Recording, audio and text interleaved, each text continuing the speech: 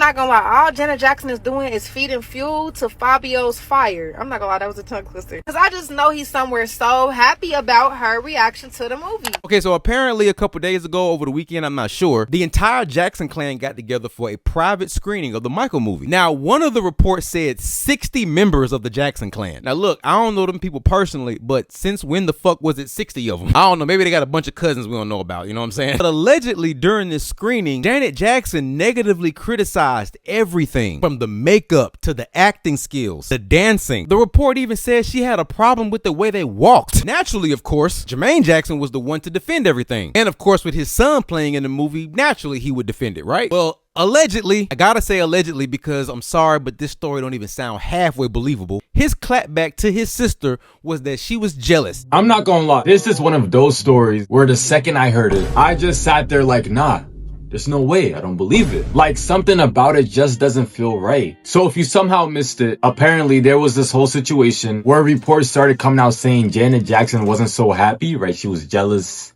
/ criticizing this upcoming movie about Michael, having arguments with Jermaine, family tension, and just all of this drama. And of course, the internet did what it does best. It picked a side, right? Immediately. Not so much context, no confirmation, just vibes, right?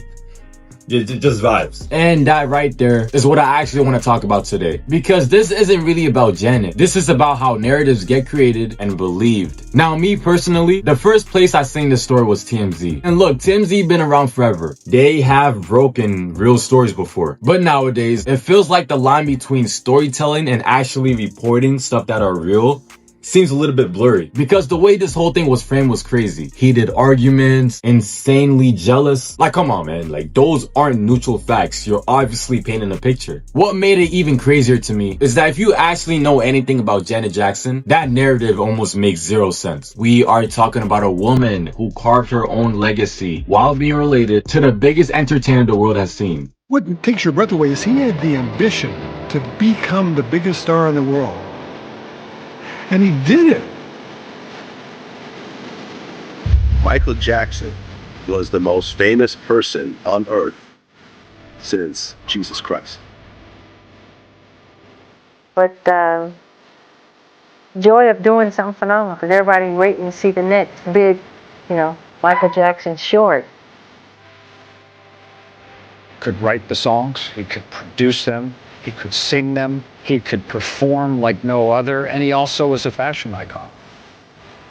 He was huge from the time he was like 5 years old, the day he died. Like, think about that for a second. Actually think about it, right? Your brother is the biggest in the world, and you still make a name for yourself, right? Not just any name, right? You became a legend in your own. Your brother is the Michael Jackson. Nobody more famous. And somehow, you still managed to become one of the biggest influential pop stars, R&B artists ever. Albums like Control, Rhythm Nation, and Velvet Rope all had cultural impacts on generations of artists. I get so lonely, can't live. Beyonce, Rihanna, so many performers today, you can literally see Janet's influence on their work. Another thing people forget or just don't know is that Michael and Janet were extremely close. Even as adults, right? Even after the Jackson 5 era, even after their solo careers have both taken off. Janet was one of those siblings who stayed in contact with Mike. So when I seen the headline saying she was insanely jealous, I just thought to myself, like, are we really doing this right now? But essentially, this is how modern media works now. I mean, you don't need a confirmed fact. You just need a source close to the family. And that one sentence alone is like a cheat code, right? You put down your story, your headline, whatever, they're going for it. Because it allows people to say literally anything without zero accountability. No name, no proof. Again, just vibes. You're just chilling around in Cancun. So a few news outlets basically started saying that, yeah, the whole Jackson family saw the movie. They all loved it outside of Janet Jackson, who apparently hated everything about it. The walk, the talk, the acting, the singing. She didn't like anything. She didn't even like the freaking Michael Q card. Like, everything about it, she was pissed off about. And I mean, yeah, if Janet Jackson doesn't like the movie, I mean, that's freaking crazy. I mean, you have the second most famous Jackson that knows Michael very well thinking, nah, it sucks. That's a big sign of disapproval, in my opinion. So you're wondering, where could this possibly be coming from? Who's saying this stuff? But when you look at Google for about 2 seconds, you realize all the news articles that are posting about this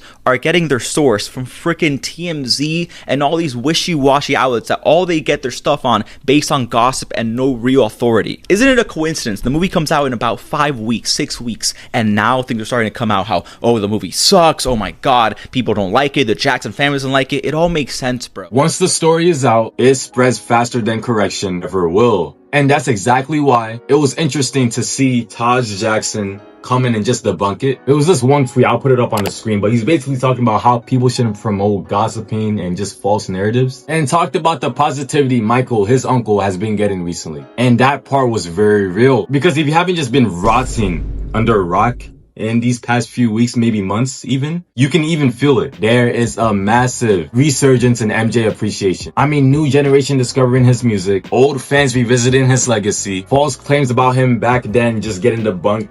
All of this stuff coming out. On top of that, you got the biopic coming out in less than, what, 40 days? It feels like MJ is becoming a global conversation again, right? But listen, right? It's not to say that he wasn't in these past few years, right? I feel like the world always talks about MJ. And whenever that happens, so do the narratives. Because here's something I noticed. The internet loves building someone up, but it also loves creating drama around the people connected to them. I mean, at the end of the day, it's entertainment, right? Conflict sells, problem sells, speculation sells. The truth is always slow. And what's funny is a lot of people don't know they're taking part in it. They see a headline, they see a tweet, TikTok, and suddenly now they have an opinion on something they don't even know anything about. And I'm not even judging. We've all done it before. Yes, me and you.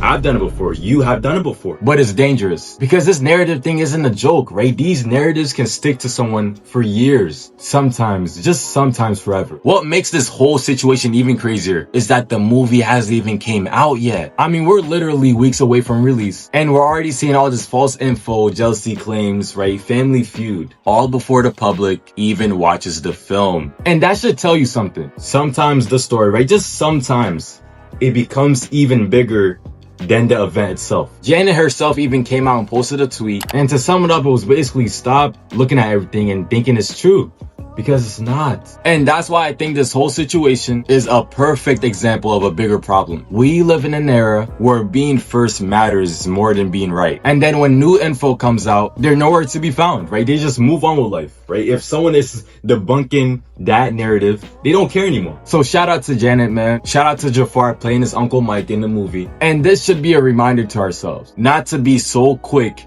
to believe everything we hear or see. Because at the end of the day, we need to ask ourselves, are we being entertained or are we being informed? And those are two different things. Okay? And Team Z is useless. Team Z just full of crap and for my moonwalkers, let me know what you wearing to the movie. You going bad air, you going thriller, what, Jackson 5, dangerous? Let me know.